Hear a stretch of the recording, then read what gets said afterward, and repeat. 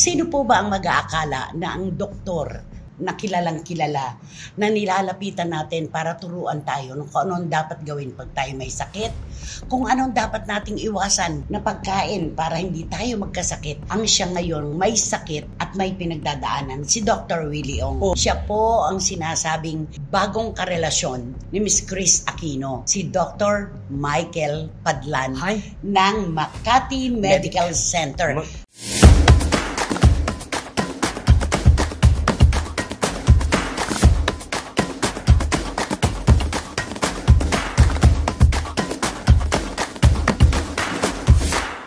Kumusta na po kayo mga pinakamamahal naming kachika? Higit kailanman mga kachika, ngayon po namin ipaliliwanag kung ano ang hindi kagandahan at talagang hindi magandang nagagawa ng stress sa ating katawan. Basta tutok-tutok lang po tayo sa maiinit na kontrobersi at chika. Di ba naman, Romel? Tama, masayang araw po para sa lahat. Kaya po, para tutuloy tayo maging masaya, tutok lang po. Ayan. At ano naman ang masasabi mo? Wendell Alvarez, a.k.a. Barikutot. Siyempre, ano mo mga problemang dumarating sa ating buhay, talagang padadaanin na natin. At tumutok lang kayo dito sa amin tatlo dahil bibigyan namin kayo ng mga showbiz intriga, showbiz balit, siyempre kasama ang mga opinion. Ayun, kasama yung opinion, di ba? Huwag po nating tatambayan ng stress, mga kachika. Mamaya po, magkakaalaman tayo kung anong nilalagay nito sa ating katawan at nagagawa, di ba?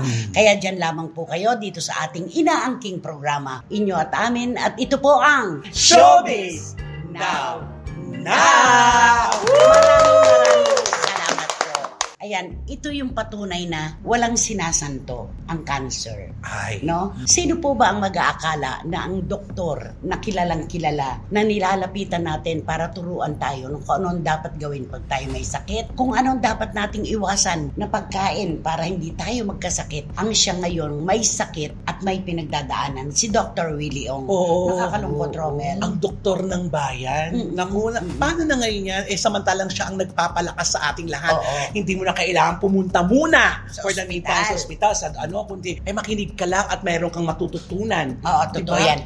Ikaw, nga. ang dami nating natututunan sa vlog, sa Ano ni Dr. Ong. mga payo. Mga payo niya. Kaya nga nagulat nga ako nung nabalitaan ko na, naku, Diyos ko, isang doktor nagkakasakit, yun ang nagbibigay sa atin ng pangpalakas ng loob na... Totoo yan. At eto nga, siya po ilang beses nang nagbigay ng kanyang personal na pahayag tungkol sa kanyang kalagayan ngayon. Nakakonfine po siya ngayon sa isang ospital sa labas ng Pilipinas. Ipinakiusap lang siya ng isang kaibigan para gamutin doon dahil huminto na pala sa pagtanggap ng mga pasyente. At nandoon po siya ngayon. At natagpuan nga po, ang kanyang sakit ay sarcoma cancer. Ito raw po ang pinakamahirap na gamuting uri ng cancer. Diba? Ito yung halos hindi pa hindi pa nakakatuklas ng gamot para dito. Wala pa. Ito po sa kanyang paliwanag ay naapektuhan ng kalahati halos ng kanyang esophagus. Kaya kahit tubig po, hindi niya malunok. Tapos, nagtago yung mass, yung tinatawag na 16 cm mass na tumubo sa kanya. Nagtago dito, sa harapan ng tiyan, sa tagiliran ng kanyang puso at sa likod ng kanyang spine. Napakahirap naman nun, di ba? Kumbaga, lumalaki na pala nang hindi mo nararamdaman. At saka sa amin, traitor nga talaga ito. Malalaman mo na lang ito na 4th stage ka na. Agad na. Kasi daw ang sabi ni Dr. Ong, nalalaman niya daw, para daw sa likod niya, parang may sumasaksak na kutsilyo sa likod niya. Kutsilyo, sinasaksak daw siya. Tapos hindi siya makalunok. Tubig na lamang po, hindi pa niya malunok. Tapos ang kanyang BP talagang nung tingnan siya ng doktor, bagsak na bagsak. How did you live? Sabi raw sa kanya ng doktor. They check my WBC. Sabi niya, paano ka nabuhay? Your WBC is 0. My BP was low. 85/60. Dehydrated. Diba? Nagulat How nga did you daw. survive? Doon sa klase nung BP na nakita sa kanya, ang WBC niya bagsak na bagsak po. Ito po yung sinasabi niya, stress is a killer. Yan. Totoo naman yan. Lahat po ng mga doktor sinasabi yan. At si Dr. Willie Ong hindi po naiiba doon sa mga tao na nakakatanggap po ng mga negatibong komento mula sa mga taong hindi niya naman kilala at hindi rin siya kilala ng personal. Diba?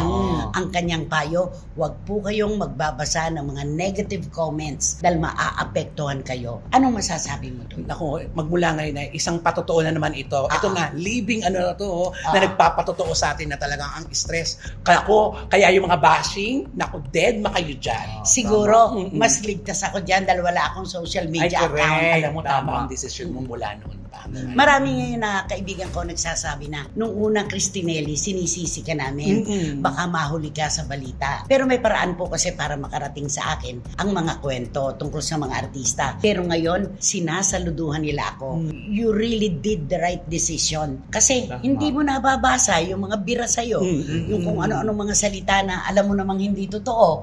Dahil wala naman po talagang masasabing maganda ang mga taong hindi natin kilala at hindi rin tayo kilala. Totoo. Diba? At ang nakakaloka, ang hatid lang naman dito ay saya kung bakit nilalagyan pa nila ng mga negatibong komento. Konotasyon. Yun na nga yung problema nga sa atin, di ba? Yung Facebook kaya na-create yan for communication. Pero ang nangyari, for bashing, para bang hindi lang FB, lahat ng klase ng bahagi ng social media talagang nagamit po sa hindi magandang paraan. At binalikan ni Dr. Willie Ong yung nangyari nung 2022 na siya daw po ay talagang hindi binitiwan. Puro daw po masasakit na salita ang ibinato sa kanya. Kaya ang sabi niya, ako na nga itong nagpapakatotoo at nagmamalasakit sa inyo. Ba't nyo ako binababoy? Ano ang masamang nagawa ko sa inyo para saktan nyo ako ng ganito? At tama yun. Hindi nyo naiintindihan kado ko kayo kamahal. Bawat takbo ko para po sa inyo, hindi para sa akin.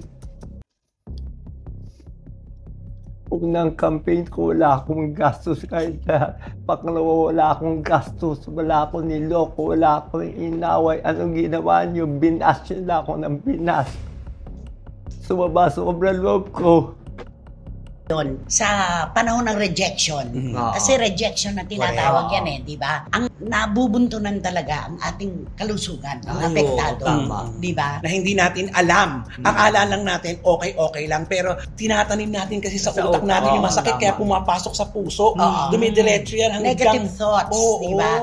Ang negative thoughts, negative emotions, huwag nyo pong iisipin yan. Huwag nyong patatambayin sa inyong isip at sa katawan. Dahil totoong-totoo po na yan ang pinakaugat ng mga sakit na alam natin ngayon. Kaya si Dr. Willie Ong, ganun na lang ang kanyang sakit at kaiiyak kung paano at bakit siyang binash na nakaapekto sa kanyang kalusugan. Sobra. Kaya kung titignan mo siya talaga, ang sama talaga ng loob niya sa mga nang bash sa kanya. At paulit-ulit naman yung sinasabi niyang, mahal na mahal na mahal na mahal na mahal ko po kayong lahat. Sabi niya, kaya siya nagsasalita. Kapag ka daw siya ay namatay, ano lang ang magiging headline? Dr. Willie Ong died. So ngayon, kailangan daw sabihin yung kung ano yung kanyang emosyon. At napunta na nga po dun sa bahagi ng kanyang pahayag sa mundo ng politika. Ang sabi niya, politicians in the Philippines are corrupt. Ayun. Number one. Napakadiin po ng kanyang pagkasabi. At sabi niya, live or die, I will be true to myself. Ayun. At saka yung pagsasalita niya po ngayon tungkol sa kanyang pagkakasakit na ang pag-asa natin may milagro. Pero siya handa na siya, no? Tanggap Baka na nga raw sa pag-ere nung kanyang vlog, patay na siya.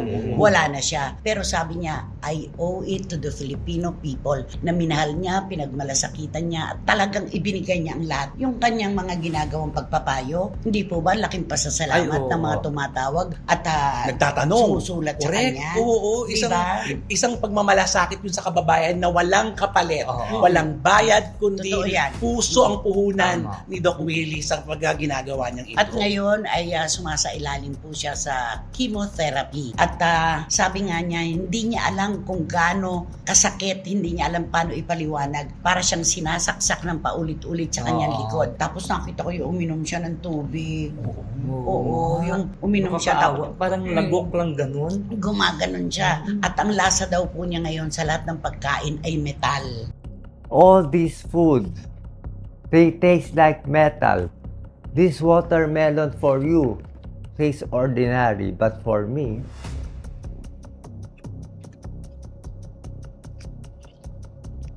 Isipin mo Di yun. ba? Grabe. Metal kasi nakikimo ka eh.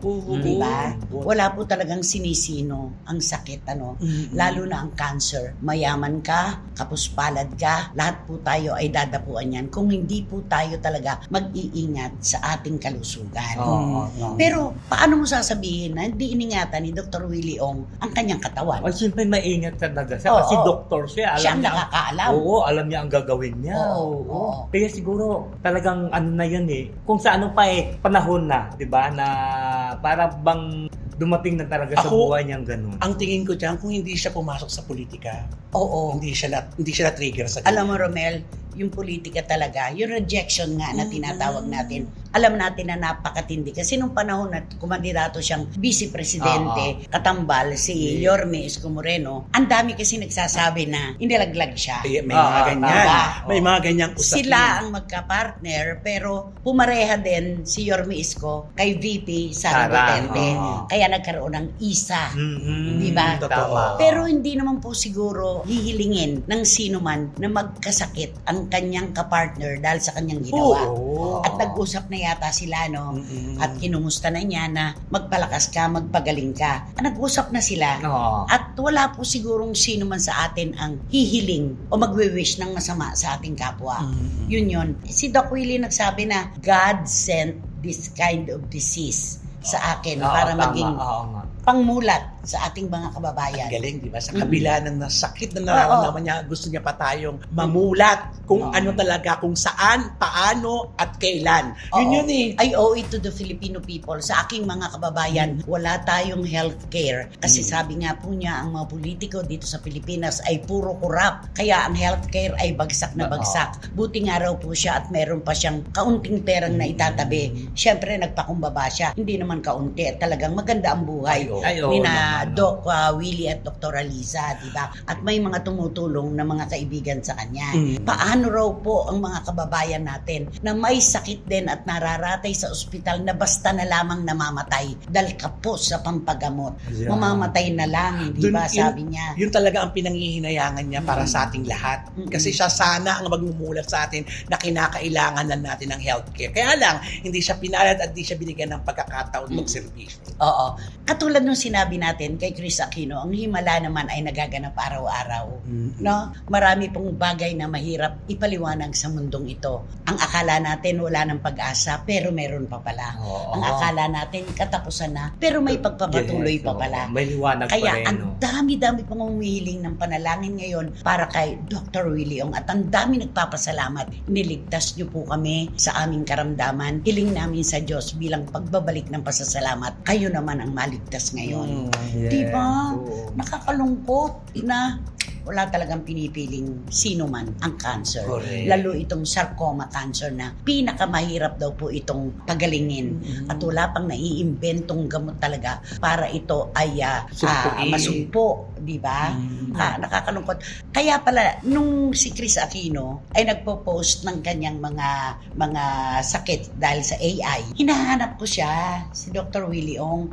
Dati-dati kasi pag may binabanggit na sakit si Chris na nandi-discovery, kino-content niya. dinidetalye niya yan eh. Diba? Ina-explain niya. Ina-explain niya. Ito po yung sinabi ni Chris Aquino na ganito. Ganito po ang nangyayari sa ating katawan. Hinahanap ko siya, kaya pala siya na ang mayroong pinagdadaanan. Diba? Nakakalungkot. Ano ang mensaheng gusto mong iparating kay Dr. Willie Ong? Ay nako, siyempre walang ibang sasabihin ko sa kanya. Magpalakas ka, Dok, at pagdadasal ka namin po. Dok, kapit lang po tayo sa ating paniniwalang gagaling tayo. Ito yung sinabi ng mga kababayan natin. Nakakalungkot ang buhay, ano? Karpintero, walang sariling bahay, di ba? Sapatero, walang sariling sapatos. Mga ganon. Parang kay Dr. Willie Ong, magaling na doktor. Pero hindi siya makakita sa ngayon ng matinding pag-asa na ang kanyang sakit ay may kalunasan. Diba? Ako, sinserong panalangin po na sabi nga natin, wala namang imposible sa mga kamay ng Panginoon. Sabi niyo po, humihiling kayo ng dasal. Marami siyang ibinigay na lalapitan natin, diba? At pinakamahalaga, ang Panginoon. Alam niyo po, Doc Willie Ong, baka po isang araw magulat na lang kami at lalo na kayo. Nagsasalita na po ulit kayo na masiglang-masigla dahil kayo po ay gumaling na. Hari nawa, hari nawa. Dr. Willie Ong. Ayan. Nakakalungkot lang Pag nanonood ako ng kanyang vlog, may nervyos. Kasi may tama sa'yo Oo, baka yung sinasabi niya, meron ka nun. Meron ka. Oo.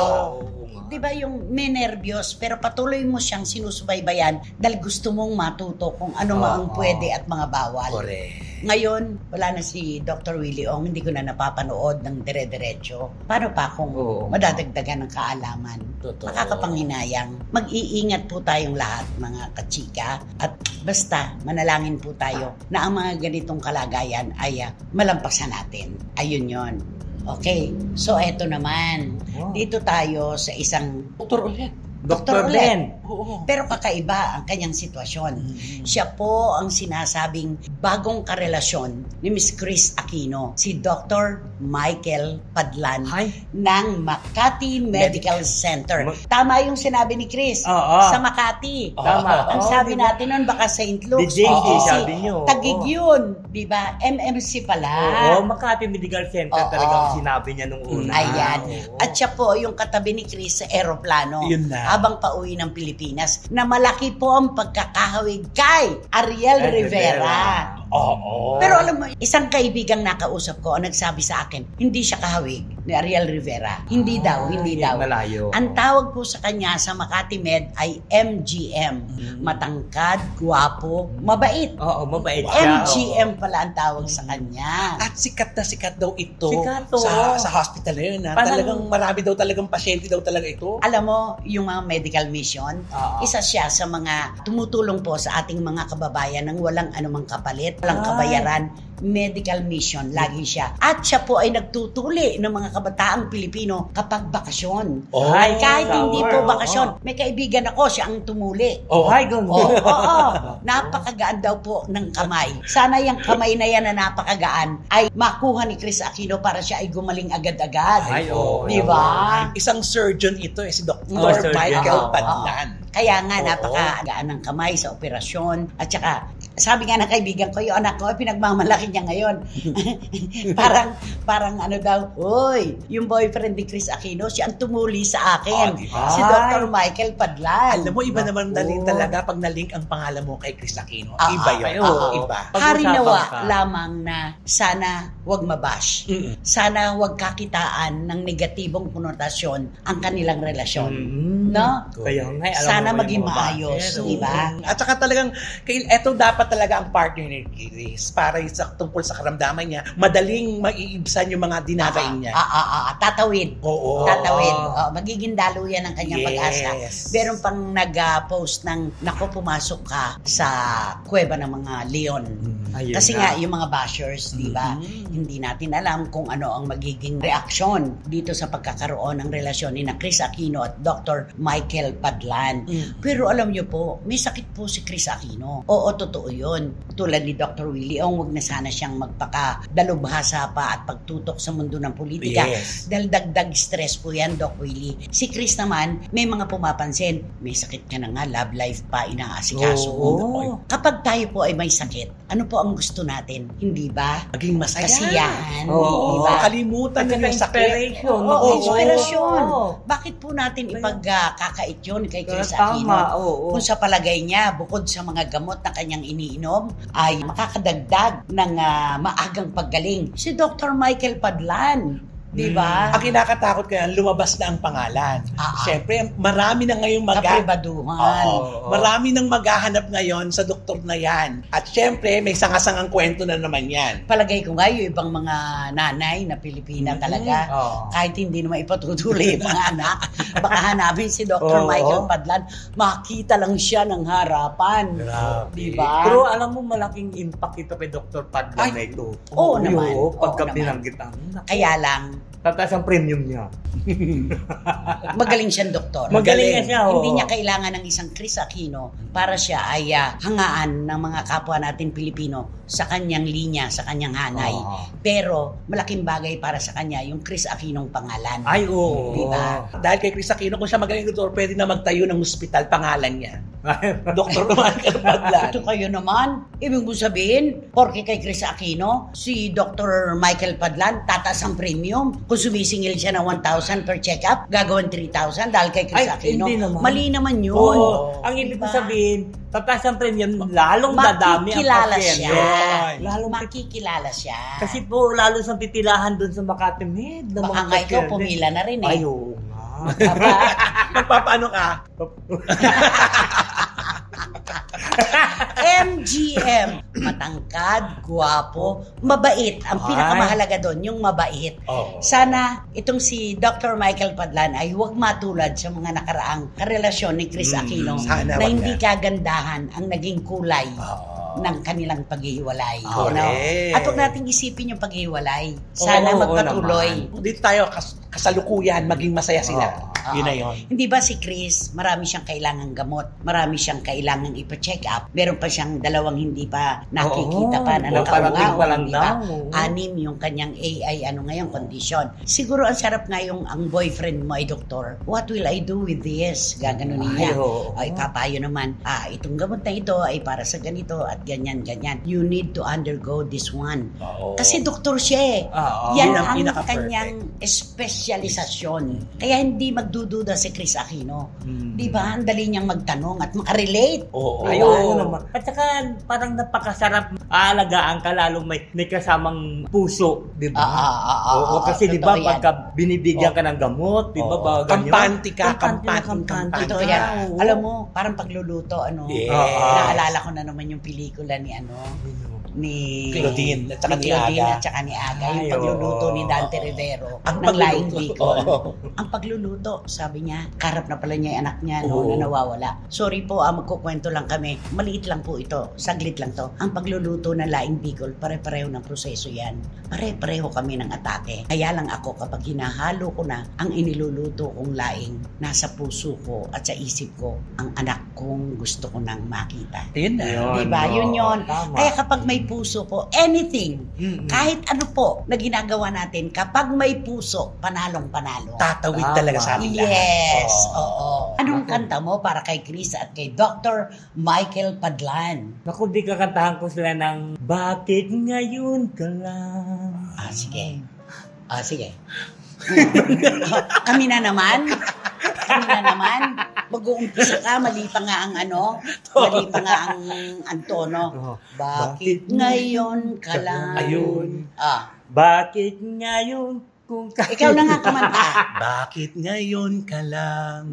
Bakit ngayon kung kailan ang aking puso'y mayroon ng laman? Sana'y malaman ko na darating ka sa buhay ko. Di sana'y naghintay ako. Mamaya, nako, meron tayong tatalakayan tungkol dyan. Okay, sige. Ikaw sana ang aking yakap-yakap, ang iyong kamay ay laging aking hawak. Bigyan mo ng tamang version. Ikaw sana ang aking yakap-yakap, ang iyong kamay lagi kong taking hawak at hindi kanya. Bakit ngayon ka lang? Sa kanya na. Dumating na. Di ba At dumating na rin siya sa Pilipinas. Ay, nandito na magkahawak kamay na sila. Nagkahintayan. Dahil yan ang nakatakda. Di ba? Nakatakda yan. Ay, teka muna.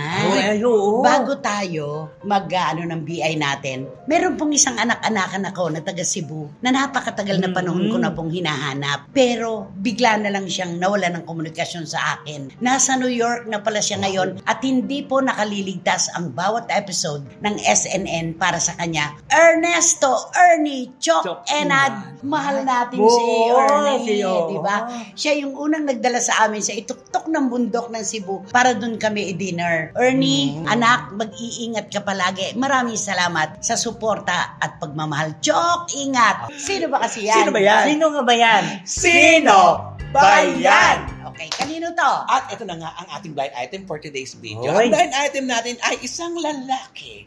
Ang ating bibida sa Male ating- personality. Male personality. Kilala. Noon. Ay, Ayun. bakit?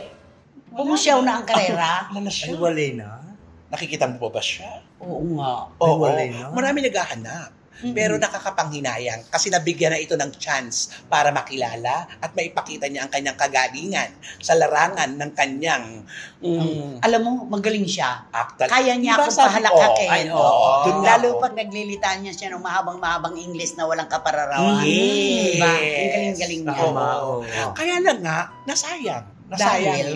Dahil ito na ngayon ang sitwasyon ng kanya. Marami nakikakita sa kanya na kung saan-saan Mga siya. kababayan. Oo, Ay. nakatambay. At hindi lang basta nakatambay, kundi lasing. Ay, mahilig grabe. naman na dati sa pag-inom Ay, oo. ito. Pero ito, okay lang na uminom siya dati kasi may trabaho siya, kaya nakokontrol niya pa. Ngayon, to the max. Kasi wala na siyang trabaho, kaya pwede siya magpakalaseng hanggang Ay, bukas kasi wala sayang. siyang trabaho. Sayang na Nako. karera.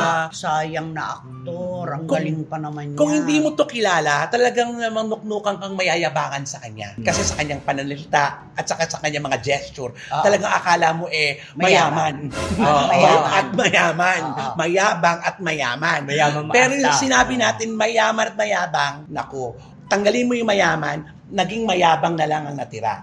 Noon. Mm-mm. Naku.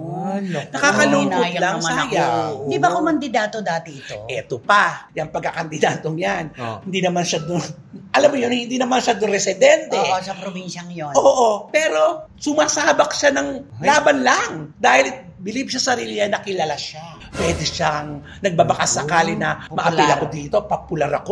Popular ako sa Maynila.